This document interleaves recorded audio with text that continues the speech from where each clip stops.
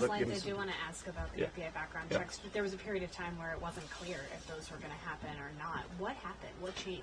Well, I don't think there was ever a question if it was going to happen. Is this one thing that we want to know is, can the process be done in a timely manner?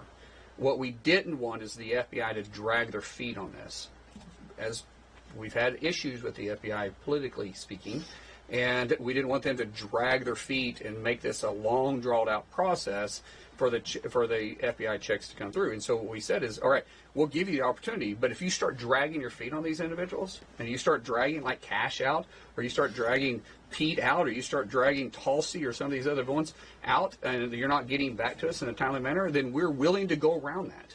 And we will go around it if we have to, but we're giving them the opportunity. Let's get the background checks. Treat them just like they have all the rest of the noms.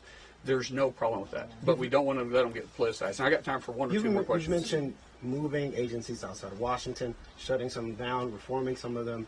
Well, I didn't say shutting them down. I just said, reforming them and moving them out of D.C. if we have to. Did Linda McMahon, you met with her last week, did she talk about dismantling the Department of Education, reforming it at all?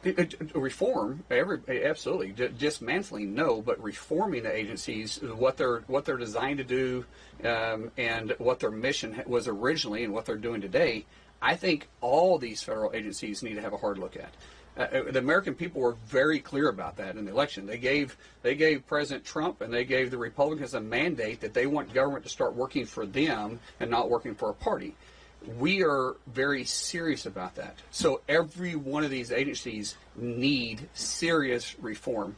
What that reform looks like will depend on each appointment and working with the administration and obviously working with the Senate. But we're all on the same page. There's going to be heavy reforms taking place in these agencies. They have to be. One more. I got time. What were you asking? Can you expand on the discussion about the Indian case in Oklahoma? McGirt. McGirt. Yeah. So he wasn't really familiar with McGirt to the extent, which is most people aren't. Or Alex, I mean, if you go around and you look at this room, very few guys are like, "What is McGirt?" Well, it's been an issue in Oklahoma, and it dealt with a Supreme Court case.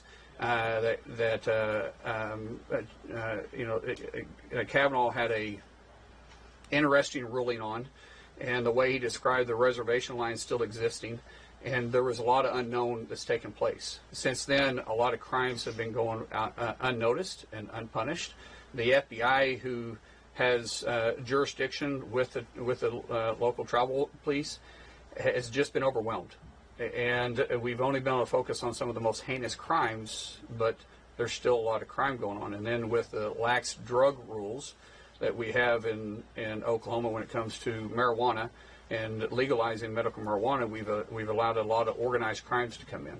We had a pretty in-depth conversation about that and how we could use some help in Oklahoma with that. I'm not saying the FBI has not done what they could, but they've done what they could with the resources they've had. I think those resources need to be looked at, and he's committed to work with us on that. Guys, thank you for your time. I appreciate it. Thank you all.